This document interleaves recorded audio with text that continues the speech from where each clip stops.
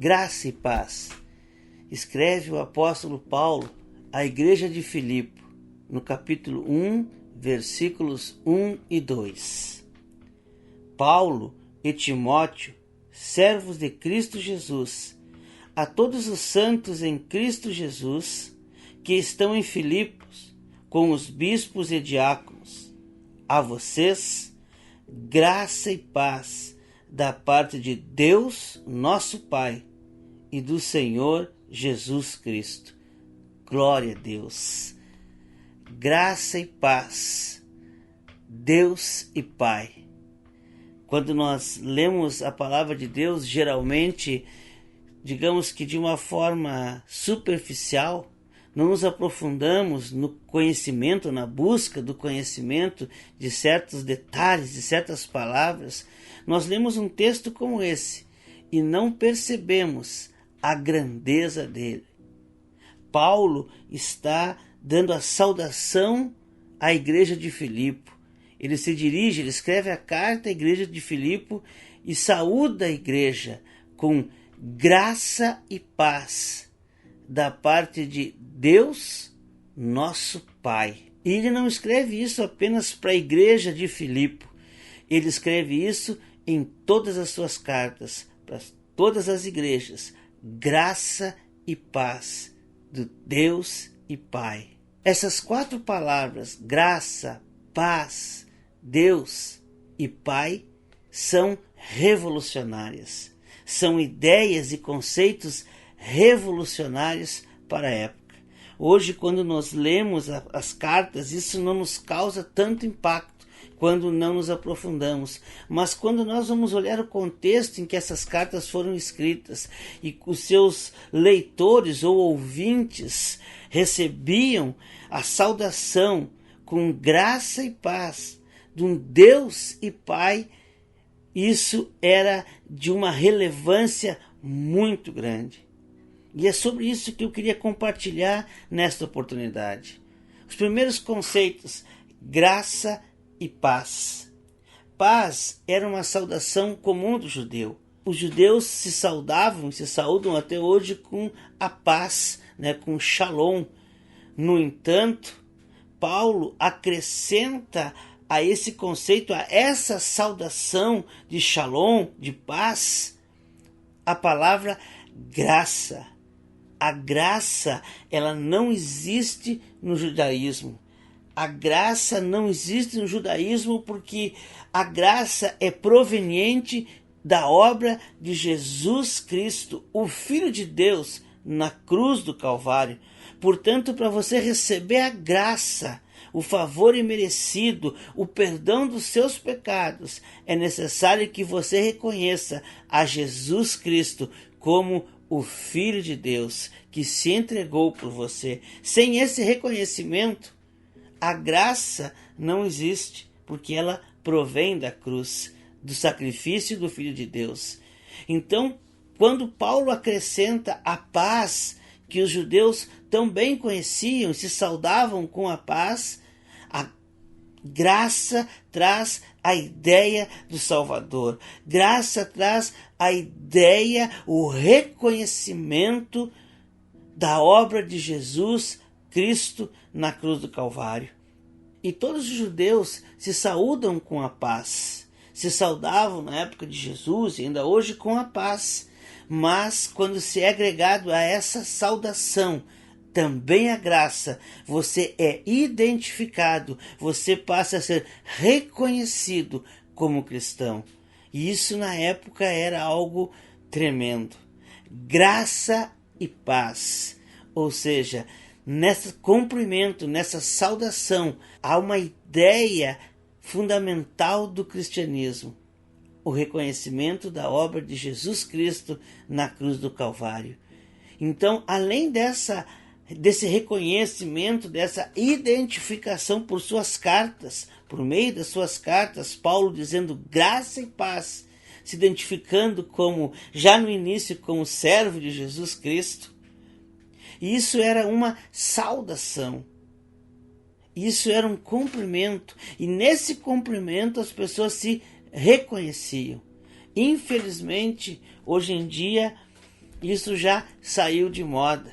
Hoje os crentes da era moderna ou pós-moderna já desvalorizaram, ou já não encontram mais valor nessa saudação. Digamos que a igreja contemporânea não valoriza mais a saudação da graça e paz, a saudação a paz do Senhor, paz seja convosco.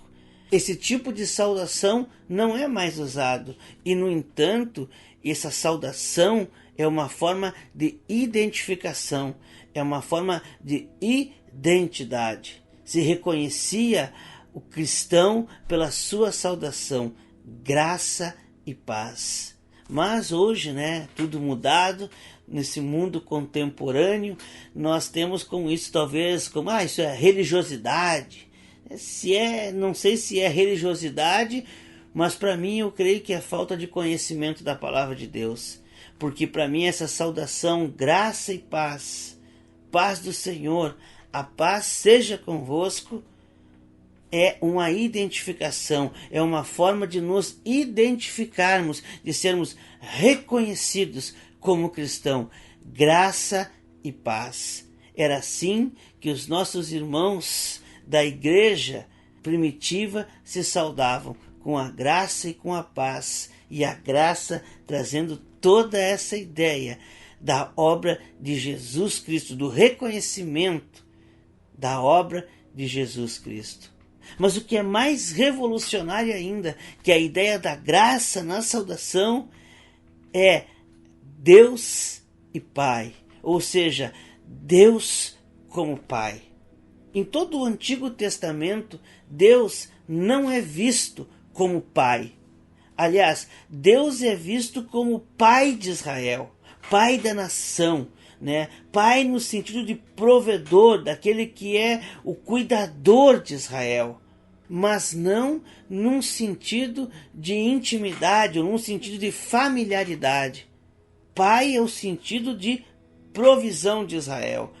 Deus era conhecido no Antigo Testamento principalmente como o pastor. O Senhor é o meu pastor, como guarda de Israel, como o Senhor dos exércitos, como Deus poderoso. Essa era a identificação que se tinha com Deus no Antigo Testamento, o Yahvé.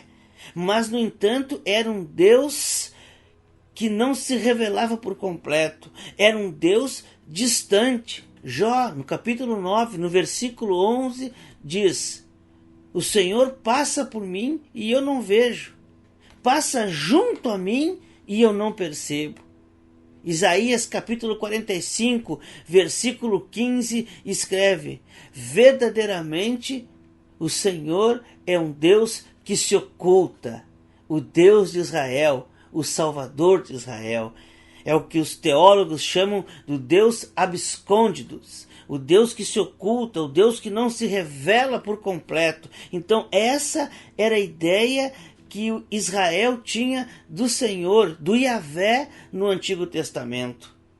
E isso ainda se agrava mais quando o povo de Israel retorna do exílio. Judá, lembrando, Israel e Judá vão para o exílio, e quando o povo de Israel retorna do exílio, lá em Esdras, capítulo 1, versículo 1, quando o rei Ciro libera o povo de Israel a retornar a Jerusalém e reconstruir o templo, a cidade e os muros, poucos são os que retornam para Jerusalém.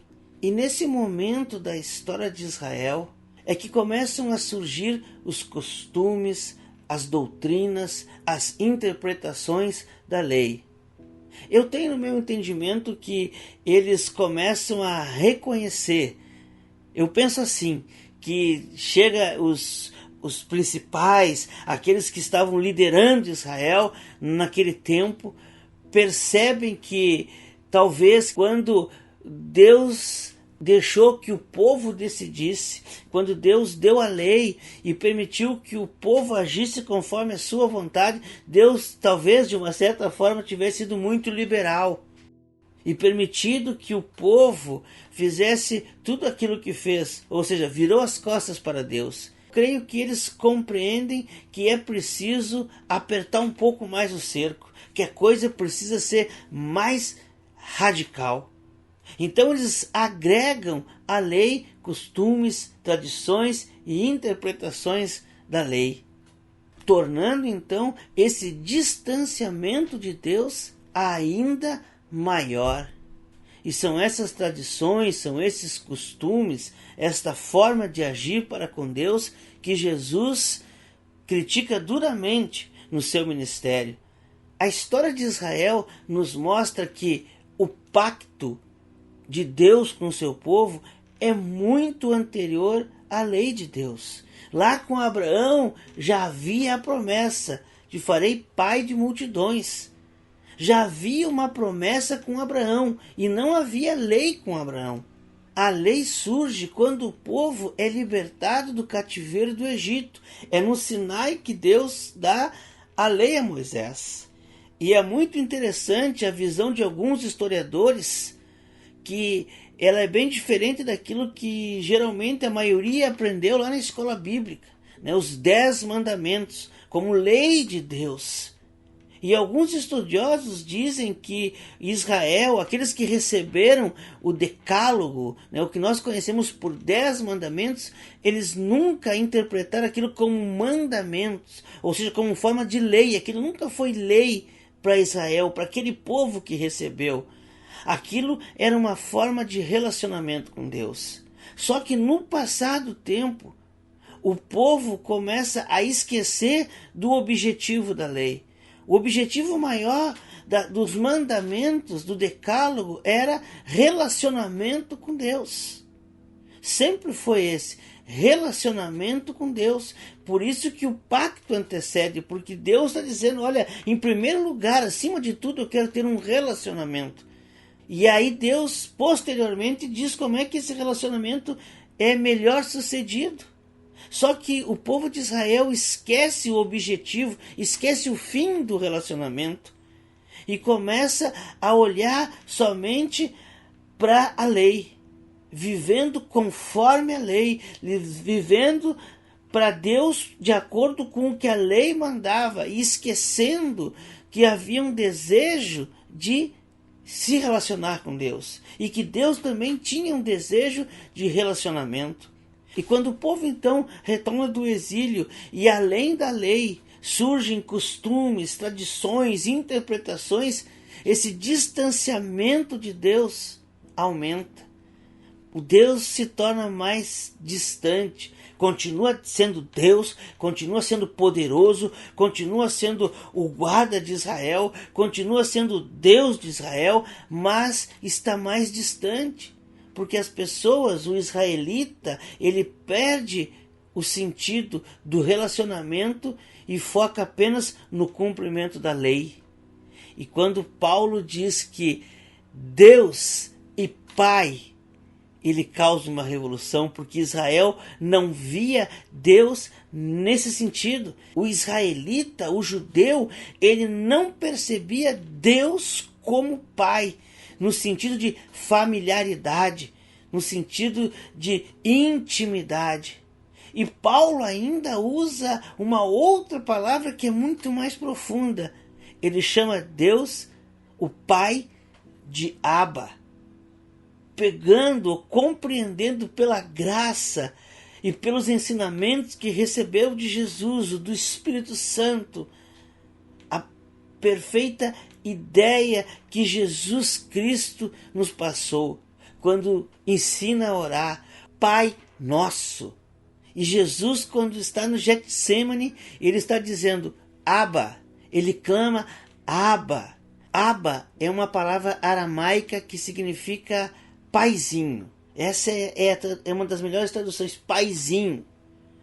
Mas dando a ideia não apenas da intimidade, porque na verdade a ideia desse paizinho não é o adulto que pronuncia para o seu pai, mas sim a criança.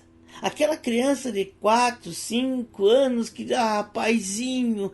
Essa é a ideia do Abba. Na verdade é o balbuciar. Aquela criança que recém está aprendendo a falar e fala Abba, o paizinho.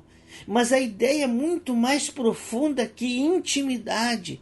Porque além da ideia de intimidade, da ideia de total dependência. A criança que clama Abba, que clama paizinho, ela é totalmente dependente do seu pai. E é essa a ideia que Jesus nos deu, e é essa a ideia que Paulo aprendeu e nos passa, chamando Deus de Pai. E isso para a época é revolucionário. Deus era um Deus distante, e Paulo agora está dizendo que é o Deus e Pai. Da parte de Deus, nosso Pai. Ele está dizendo que ele tem intimidade com Deus. Ele está dizendo que nós podemos ter intimidade com Deus, que Deus é nosso Pai, que somos filhos de Deus, e isso gera intimidade, isso gera segurança. É uma relação de respeito, de amor, de confiança, é uma relação familiar. Deus como Pai. E isso é tremendo, porque isso cria um Deus pessoal. Isso, eu não sei se você consegue entender a ideia, mas eu tenho meu pai, o seu Jorge Brink, e ele é pai também das minhas irmãs, da Andréia e da Amanda. E ele então é o nosso pai. Mas quando eu falo com ele, quando durante muitos anos nós tomamos chimarrão pela manhã, e hoje ele está distante, eu ligo para ele e nós falamos, naquele momento ele é o meu pai. Ele não é ali o pai das minhas irmãs, ele é o meu pai. E com ele eu falo, e com ele eu conto as histórias, eu conto os fatos da minha vida, e nós temos intimidade, e eu tenho respeito, e eu tenho amor, e eu sei que ele me ama, e naquele momento ele é o meu pai. No momento que eu estou conversando com ele, tem essa intimidade, essa familiaridade e essa individualidade. Ele continua sendo o pai das minhas irmãs, mas ali, naquele momento, para mim, ele é meu pai. E é esse relacionamento que Deus tem conosco. Quando eu me relaciono com Deus, ele é o meu pai. Eu sei que ele é o pai de todos. Eu sei que ele criou todas as coisas e, de uma certa forma, ele é pai de todas as famílias. Mas naquele momento que eu estou em oração, naquele momento que eu estou falando com ele, ele é o meu pai. E isso nos dá uma segurança, isso nos traz um conforto, e isso muda a nossa visão em relação a Deus, em relação à vida. Saber que ele continua sendo Deus ainda do Antigo Testamento, Yahvé, o Deus poderoso, o Deus tremendo, o Deus maravilhoso, o Deus criador, e que esse Deus poderoso, que continua sendo poderoso, agora eu entendo ele, eu compreendo ele como o meu pai, com intimidade, com segurança, com familiaridade. Eu já ouvi muitas vezes falar que isso é difícil de ser entendido, porque aquela relação humana entre filhos e pais, muitas vezes ela é conturbada. Muitas vezes essa relação, ou nessa relação, o pai fez sofrer, o pai machucou, ou era um pai autoritário, era um pai distante. Mas o que nós precisamos entender é que tudo em Deus é perfeito. Deus é perfeito. O amor de Deus não é igual ao nosso amor. O nosso amor é falho. O amor de Deus é perfeito. A justiça de Deus é perfeita. Nós podemos ser justos às vezes, mas a nossa justiça é falha. O próprio conceito de justiça é falho. Somos muitas vezes parciais, mas a justiça de Deus é perfeita. A misericórdia de Deus é perfeita. Deus é perfeito. E Deus é o Pai perfeito. Se nós estamos declarando que Deus é Pai, está implícito nisso que Deus é o Pai perfeito. A perfeição de Pai, um modelo de Pai é Deus. A palavra diz que Deus dizendo, pode que uma mãe que amamenta o filho pode esquecer dele, mas Deus não esquecerá de nós. Deus não esquecerá de você, porque Ele é o Pai perfeito. E essa é a minha oração. Esse é o meu desejo por meio dessa mensagem. Eu não sei se você vai compreender, mas o desejo do meu coração e a minha oração é que você receba e aceite Deus como Pai na sua vida. Que você compreenda que Deus deseja um relacionamento com você. Ele não é um Deus distante, Ele não é um Pai ausente. Deus é um Deus presente, é um Deus que está junto, é um Deus conosco.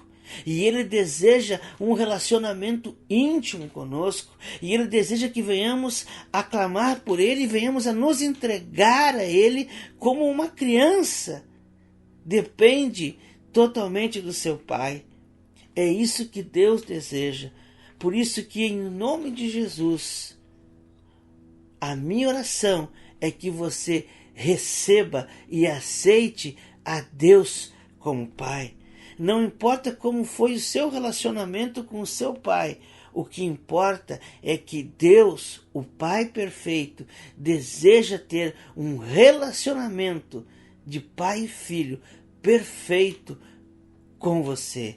Que você possa abrir o seu coração e que essa palavra revolucione o seu entendimento e que você se derrame e que você se entregue totalmente ao abraço do nosso Deus e Pai. O que eu desejo a você é graça e paz por parte do nosso Deus e Pai. Em nome de Jesus, que Deus, o nosso Pai, te abençoe.